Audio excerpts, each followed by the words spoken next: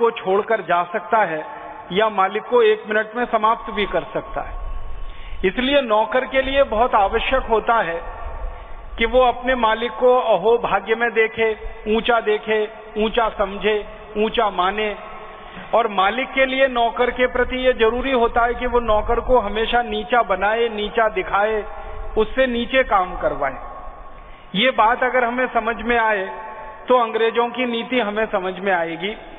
जब अंग्रेज आ गए इस देश में, उनकी सरकार स्थापित हो गई और उनकी ईस्ट इंडिया कंपनी का साम्राज्य जब चलने लगा, तो अंग्रेजों ने भारत को गुलाम बनाकर रखने के लिए बहुत सारी नीतियां बनाई और भारत को लगभग 1000 वर्षों तक गुलाम बनाकर रखने के लिए नीतियां बनाई।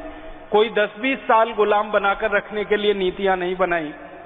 जिस अंग्रेज ने भारत को सबसे ज्यादा गुलामी में डाला, उस अंग्रेज का नाम है मैकॉले, टीबी मैकॉले। मैकॉले वो अंग्रेज था जिसने भारत को हर तरह से नीचा दिखाने के लिए, हर तरह से नीचा बनाने के लिए रात दिन काम किया। मैकॉले सन 1833 में भारत आया और यहाँ के गवर्नर जनरल का मेंबर बन गया, बोर्ड का। इस तरह से समझ लीजिए जैसे आज हमारे प्रधानमंत्री होते हैं, उनकी कोई कैबिनेट का कोई मंत्री हो जाता है, वैसे ही उस जमाने में गवर्नर जनरल हुआ करते थे और उनकी कैबिनेट का एक मंत्री था, उसका नाम था टीबी मैकॉले। वो भारत आ गया 1833 में और उसने भारत का भ्रमण करना शुरू किया और उसने सबसे ज्यादा नीतियां बनाई भारत को गुलाम बनाकर रखने के लिए। तो उसका एक स्टेटमेंट है जो परम पूजनीय स्वामी जी द्वारा लिखित पुस्तक है, हमारी आजादी का जो शंखनाद, संपूर्ण आजादी का शंखनाद पुस्तक है। इसमें वो स्टेटमेंट छपा है, आप सब इस पुस्तक को जरूर लें और इसको पढ़ें। स्टेटमेंट मैकॉले अपनी पार्लियामेंट में दे रहा है 2 फरवरी 1835 को। I have travelled length and breadth of India, मैंने भारत का उत्तर से दक्षिण पूरा प्रवास किया है। लेंथ एंड ब्रेथ का माने पूरे भारत का मैंने प्रवास किया है। And I have not seen a one person who is a beggar, मैंने भारत में आज तक एक भी आदमी को भिखारी नहीं देखा। माने एक भी भारतीय गरीब नहीं है और भिखारी नहीं है, माने भीख मांगने वाला कोई भारतवासी उसने नहीं देखा। फिर वो कहता है I have never seen a thief in India, मैंने भारत में किसी को चोर नहीं देखा। माने यहाँ कोई चोरी नहीं करता है, यहाँ कोई भीख नहीं मांगता है। और इसी स्टेटमेंट में, ये 3.5 घंटे का स्टेटमेंट है उसका, इसमें वो आगे कहता है कि मैंने भारत में किसी को बेरोजगार नहीं देखा, एक भी आदमी ऐसा नहीं है जो खाली बैठा हो, काम नहीं करता हो। तो ना तो उसने कोई भिखारी देखा, ना उसने कोई चोर देखा, ना उसने किसी को बेरोजगार देखा। इसका मतलब क्या है कि सन 1833 में जब मैकॉले भारत आया और उसके लगभग 1.5-2 साल के बाद वो ब्रिटिश पार्लियामेंट में ये बात कह रहा है 1835 2 फरवरी को कि भारत में कोई गरीब नहीं, भुखमरी का शिकार नहीं, चोर नहीं। इसका माने भारत आर्थिक रूप से बहुत समृद्धशाली देश है। इस स्टेटमेंट का सीधा मतलब है भारत की आर्थिक शक्ति बहुत है, भारत के लोगों के पास पैसा बहुत है, भारत के लोगों के पास काम बहुत है, रोजगार बहुत है, आदि आदि। इससे आगे की बात है जो बहुत महत्व की है, जो आज मेरे व्याख्यान का मुख्य विषय है। वो कहता है सच wealth I have seen in this country, मैंने इतनी संपत्ति, इतनी दौलत इस देश में देखी है जो शायद दुनिया के किसी देश में उसने नहीं देखी। क्योंकि भारत आने के पहले वो दुनिया के और भी कई देशों में गया ईस्ट इंडिया कंपनी की तरफ से, तो बाकी किसी देश में उसको इतनी दौलत और संपत्ति नहीं दिखाई दी जितनी भारत में उसने देखी। और उसके बाद की जो महत्व की बात कह रहा है, such high moral values, people of such calibre that I do not think we would ever conquer this country. वो कह रहा है कि इतने मजबूत लोग हैं यहाँ के, और यहाँ के लोगों का नैतिकता इतनी ऊंची है, मॉरल माने नैतिकता, यहाँ के लोगों की नैतिकता इतनी ऊंची है, यहाँ के लोगों की सामाजिकता इतनी ऊंची है, यहाँ के लोगों की ताकत इतनी अधिक है, मानसिक शारीरिक, कि हम कभी भी इस देश को जीत नहीं सकते, अर्थात हम कभी भी इस देश को गुलाम नहीं बना सकते। ये वो अपने स्टेटमेंट में कह रहा है। मतलब क्या है नैतिक रूप से ऊंचे लोग हों, धार्मिक रूप से ऊंचे लोग हों, सामाजिक रूप से ऊंचे लोग हों, चारित्रिक रूप से जब बहुत ऊंचे लोग होते हैं तो उनको गुलाम बनाना एकदम असंभव होता है, संभव नहीं होता है।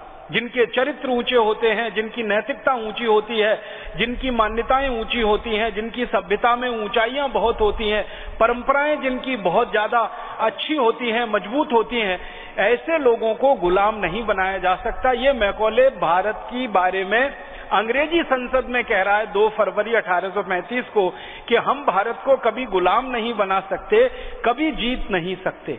फिर आगे वो एक बात कह रहा है, अगले स्टेटमेंट में वो कह रहा है कि यदि भारत को गुलाम बनाना है तो हम बना नहीं सकते, ये देश बहुत मजबूत है हर तरह से, लेकिन अगर इस देश को गुलाम बनाना है तो हमें भारत के लोगों की रीढ़ की हड्डी तोड़नी पड़ेगी।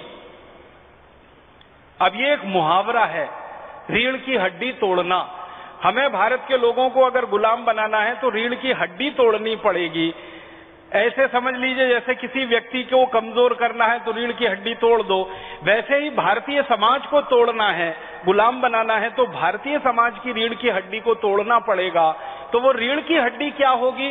वो भारत की नैतिकता है, वो भारत के लोगों का चरित्र है, वो भारत के लोगों की ऊंचाई है, वो भारत के लोगों की सारी मान्यताओं की मजबूती है। मतलब भारत के लोगों को नैतिक रूप से जब तक तोड़ेंगे नहीं हम, भारत के लोगों को चारित्रिक रूप से जब तक नीचे नहीं गिराएंगे हम, भारत के लोगों को आध्यात्मिक रूप से जब तक कमजोर नहीं करेंगे हम, भारत के लोगों को धार्मिक रूप से जब तक हम कमजोर नहीं करेंगे, तब तक भारत हमारा गुलाम नहीं होगा, नहीं हो सकता। ये एक लंबी बात है, मैं अब यहीं पे इस स्टेटमेंट को पूरा कर रहा हूं। मैकॉले ने 2 फरवरी 1835 को ब्रिटिश पार्लियामेंट में ये बोल दिया कि हम तो भारत को गुलाम बना नहीं सकते क्योंकि भारत बहुत मजबूत है, नैतिक, आध्यात्मिक, शारीरिक, हर तरह से, भौतिक। लेकिन अगर इस देश को गुलाम बनाना है तो इसको नैतिक रूप से, चारित्रिक रूप से, सामाजिक रूप से नीचे दिखाना पड़ेगा, तोड़ना पड़ेगा, कमजोर करना पड़ेगा, तभी ये देश हमारा गुलाम होगा। ये बात हमें समझनी चाहिए मैकॉले की उसके द्वारा दिए गए स्टेटमेंट से। ये एक बात हुई। अब इससे स्पष्ट क्या होता है कि अंग्रेजों की सरकार की नीति क्या है? भारत के लोगों को तोड़ना है, नैतिक रूप से, चारित्रिक रूप से। तो उसके लिए क्या कर रहे हैं अंग्रेज? अब एक दूसरे अंग्रेज का मैं आपको स्टेटमेंट सुनाता हूं। एक अंग्रेज हिंदुस्तान में आया, जैसे मैकॉले एक अंग्रेज आया वैसे ही एक अंग्रेज आया, उसका नाम था ब्रेकन, फ्रांसिस ब्रेकन। वो अंग्रेज अधिकारी है, भारत में आता है, और ये अंग्रेज अधिकारी ईस्ट इंडिया कंपनी के साथ आया, और ईस्ट इंडिया कंपनी के साथ आने के बाद इसने कलकत्ता में प्लासी के युद्ध के बाद ईस्ट इंडिया कंपनी ने जो लूटमार की, उस लूटमार में ये शामिल रहा। इसके बाद ये वापस इंग्लैंड चला गया। इंग्लैंड जाने के बाद ब्रिटिश पार्लियामेंट में समय समय पर बहस होती थी तो उसमें ये हिस्सा लेता था।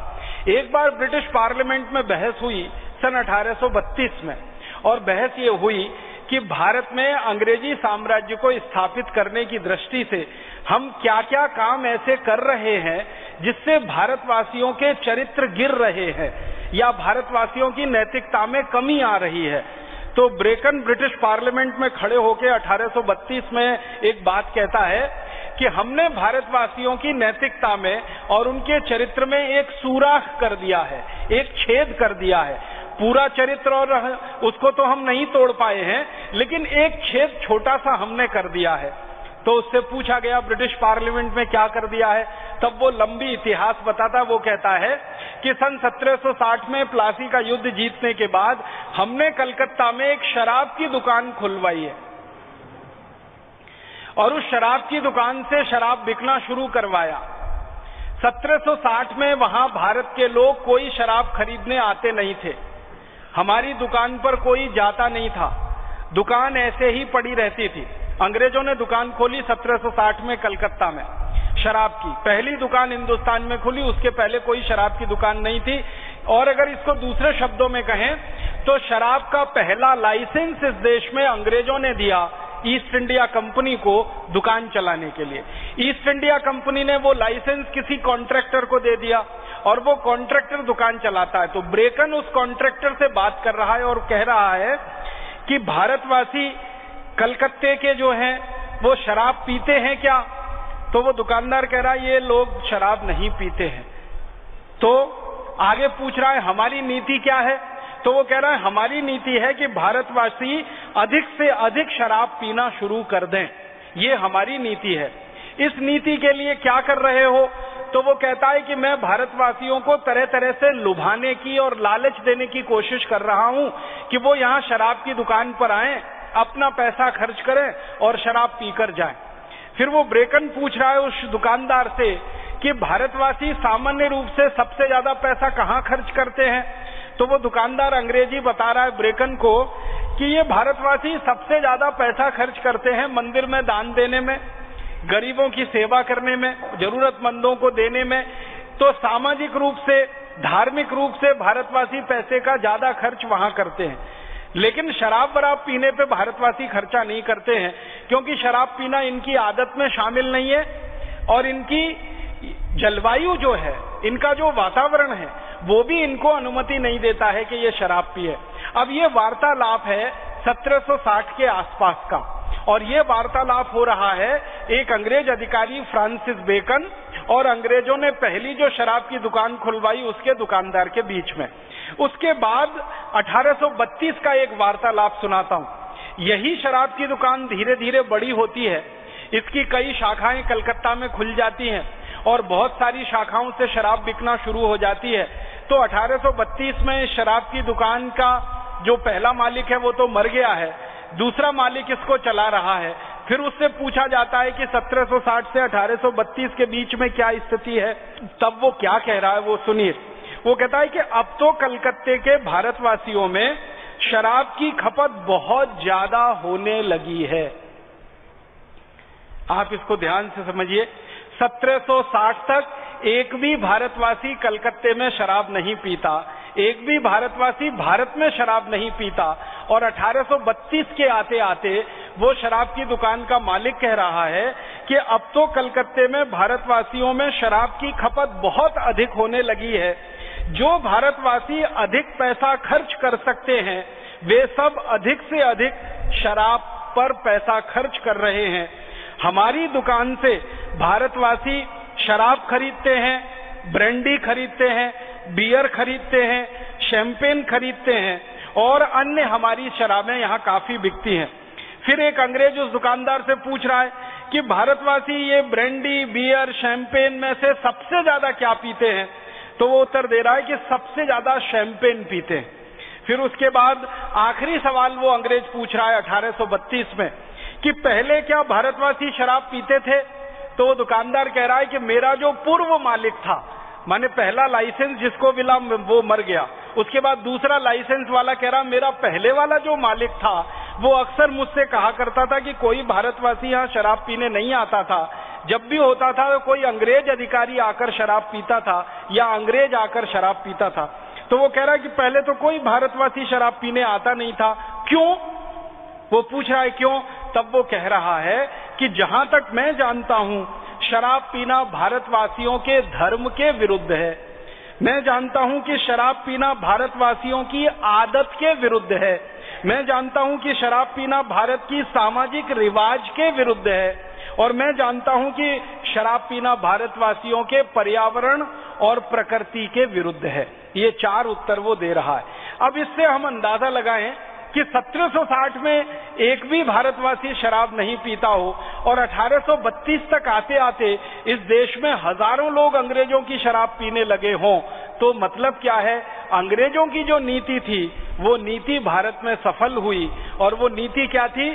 सचरित्र भारतवासियों को, ऊंचे चरित्र वाले भारतवासियों को, ऊंची नैतिकता वाले भारतवासियों को शराब में डुबो देना है, और धीरे धीरे वो इतने शराबी हो जाएं कि उनकी नैतिकता की सारी चीजें छूटती चली जाए। आप जानते हैं दुनिया में शराब एक ऐसी वस्तु है जो किसी भी व्यक्ति को देवता से दानव बना सकती है, जो किसी भी व्यक्ति को देवत्व से राक्षसत्व की तरफ ले जा सकती है। ये अकेली एक ऐसी वस्तु है। आप जानते हैं और आपने बार बार सुना होगा कि जो व्यक्ति शराब पी लेता है उसको अपनी पत्नी और बेटी का अंतर समझ में नहीं आता। जो व्यक्ति शराब पी लेता है उसको बहन और पत्नी का अंतर भी समझ में नहीं आता।